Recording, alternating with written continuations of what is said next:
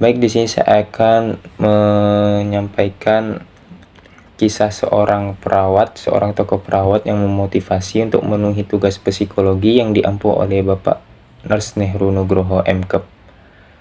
Selamat menyaksikan. Florence Nightingale lahir pada 12 Mei 1820 di Florence, Italia, kota yang mengilhami namanya. Ia adalah anak terakhir dari 2 bersaudara dan merupakan bagian dari klan Inggris kaya yang termasuk dalam lingkaran sosial elit. Ibunya, Florence Nightingale, berasal dari keluarga pedagang dan bangga bersosialisasi dengan orang-orang yang sama kaya dengannya. Ayah Florence adalah William Edward Nightingale, pemilik tanah kaya yang memiliki 2 perkebunan, satu di Lea-Hurst, Derbyshire, dan yang lainnya di Embley, Hampshire. Berasal dari keluarga dengan status sosial tinggi, Florence Nightingale dibimbing dengan baik oleh keluarganya di bidang bahasa, matematika, dan sejarah. Namun, siapa sangka putri keluarga bangsawan itu ingin melakukan tugas mulia menjadi seorang perawat. Keinginan ini tumbuh ketika ia berlibur ke Jerman pada tahun 1840-an. Saat itu ia bertemu dengan biarawati Lutheran yang bertugas di sebuah rumah sakit milik pendeta. Ia kagum pada para biarawati yang memiliki jiwa sosial yang tinggi untuk membantu banyak orang. Florence kemudian menyampaikan keinginannya untuk menjadi seorang perawat pada keluarganya, tetapi ia tidak mendapat sambutan yang baik. Hal tersebut lantaran pada masa itu, keadaan rumah sakit tidak seperti sekarang ini. Kebanyakan rumah sakit zaman itu memiliki lingkungan yang kotor. Para perawat kala itu pun mayoritas adalah para wanita penghibur, pemabuk, dan sama sekali tidak memiliki keahlian secara medis. Dalam pandangan keluarga Florence, tidak ada satupun wanita terhormat yang berpikir untuk menjadi seorang perawat. Walaupun ditentang oleh keluarganya, ternyata keinginan Florence untuk menjadi perawat tak hanya isapan jempol semata. Menyadur dari salah satu sumber, pada 1845 ia mulai mengunjungi banyak rumah sakit dan fasilitas-fasilitas kesehatan yang mengumpulkan informasi.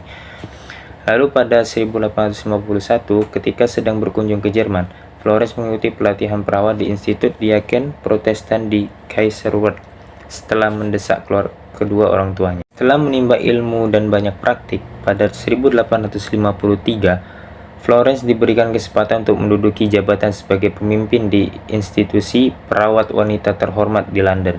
Hal ini menjadi langkah pertamanya untuk membuat sebuah model rumah sakit berkelas yang memiliki standar medis dan lingkungan yang baik, seperti memasang lonceng agar para pasien dapat memanggil perawat dan pelayan untuk segera menyajikan makanan di kamar mereka atau untuk meminta air hangat.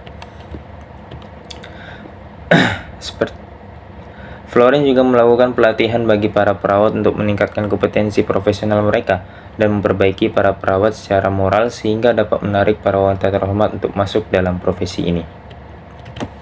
Florence Nightingale mendapat julukan The Lady with Lamp.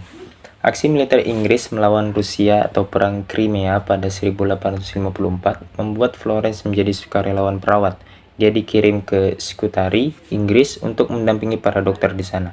Awalnya niat baik Florence ditentang oleh para dokter, namun akhirnya mereka mulai menerima Florence setelah terjadi lonjakan jumlah korban perang yang sangat besar dan membuat para dokter kewalahan. Florence membantu dengan kecakapan dan keahlian yang membuat takjub semua orang. Dia berhasil memperbaiki keadaan dan menolong ratusan orang di pekan pertama. Melalui koordinasinya yang matang, Florence berhasil mengusahakan 12.000 pasien memperoleh perawatan walau dengan sarana yang sangat terbatas.